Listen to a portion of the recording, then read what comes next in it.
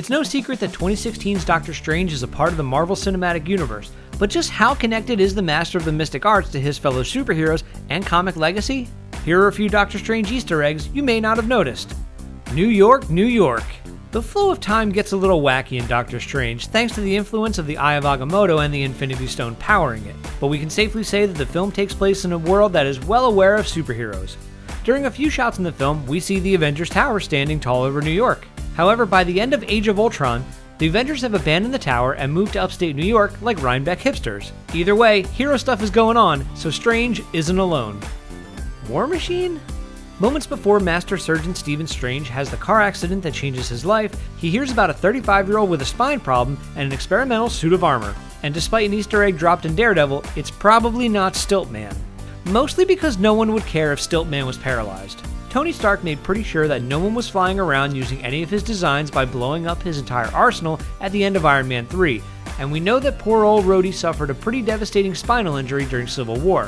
While the filmmakers have denied any connection, how many people are really hanging out in experimental armor in the MCU? Shamballa. What's this, my mantra? It's the Wi-Fi password. We're not savages. The concept of Shamballa isn't unique to Doctor Strange, as the mystical otherworldly kingdom has existed in religious texts for centuries. Not coincidentally, Into Shamballa is also the name of an important Doctor Strange story from 1986 concerning not only the death of the Ancient One, but also featuring Hymir, the one-handed magic man from the temple in the movie. While the comics reveal that Hymir is actually Wong's father, the film flipped the script in so many ways that it's not likely that this relationship translated to the big screen. Drumm. Like most of Marvel's heroes have done at one time or another, Doctor Strange has also relinquished his title and let someone else fly around in his cloak of levitation for a while. In the film, the now-dead guardian of the New York Sanctum is simply called Drumm. Eagle-eared Marvel fans will recognize the name as belonging to brothers Jericho and Daniel Drumm, the latter of which was a voodoo hooligan. Comic book things happen, and the two are joined in spirit and become Brother Voodoo. At one point, Jericho Drumm takes possession of the Eye of Agamotto and takes the name Dr. Voodoo, who also happens to be the Sorcerer Supreme. It doesn't last forever, but it's clear that the MCU is planting magical seeds everywhere. The Doctor Strange movie Prelude comics confirm that this dead guardian was in fact Daniel Drumm. Not only that, but the comics also feature Tina Minoru as another master of the mystic arts. She's a secret practitioner of magic in Marvel's Runaways and mother of powerful witch Nico Minoru. So the Runaways have basically been confirmed in the MCU, and psychic pet dinosaurs can't be that far behind, which is the greatest thing ever. The Living Tribunal. The hierarchy of power in Marvel Comics is confusing, and even though there are only a few big bad guys in the MCU, it's already reaching perplexing levels of power. Thanos is no slouch, but he's not much without his Infinity Stones. Dormammu seems like a big deal, but he also seems like a less intelligent version of Galactus so far. So when Mordo mentions the staff of the Living Tribunal, you know stuff's gonna get crazy. This is the staff of the Living Tribunal. Though he's a bit obscure, the Living Tribunal is one of Marvel's many godlike characters, an enormous, all-powerful dude with a floating head that has 3 faces. He essentially keeps all the multiverses in balance and only has one being above him in terms of power. No, actually it's this guy. And somehow, some part of the Living Tribunal is captured in a wooden stick in the middle of nowhere, because magic!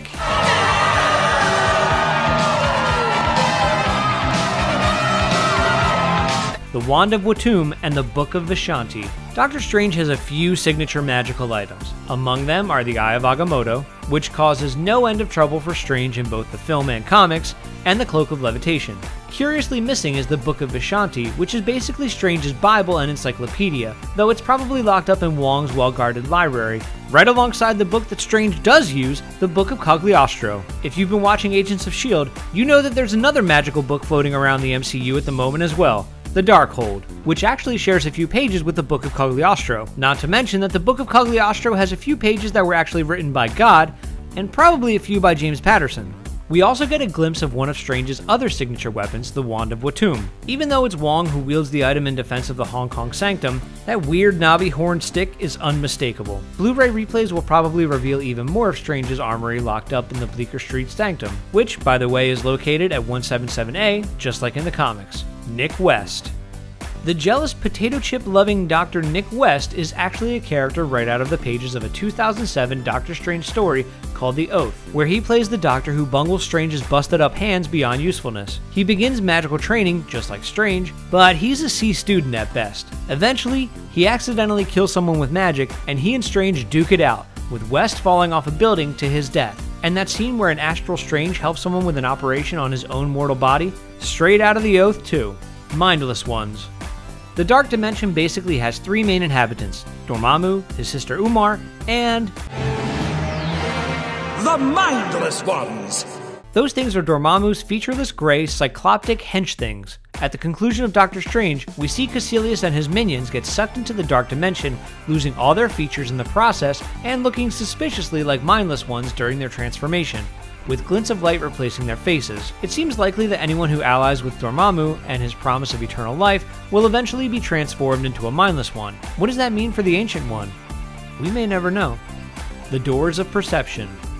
The obligatory Stan Lee cameo was so much more than just an old dude reading on the bus. The book that Lee is giggling at is The Doors of Perception by Aldous Huxley. Not only is it a literal reference to Strange's perception of reality being forced open, but the book is pretty much an essay about a psychedelic drug trip, which is no small comment on both the dazzling special effects of the movie and the Dark Dimension. That place looks like a Steve Ditko drawing come to life, and it's practically the spitting image of those 1970s Third Eye blacklight posters Marvel used to sell for your parents' teenage drug dens. Oh, wow, man.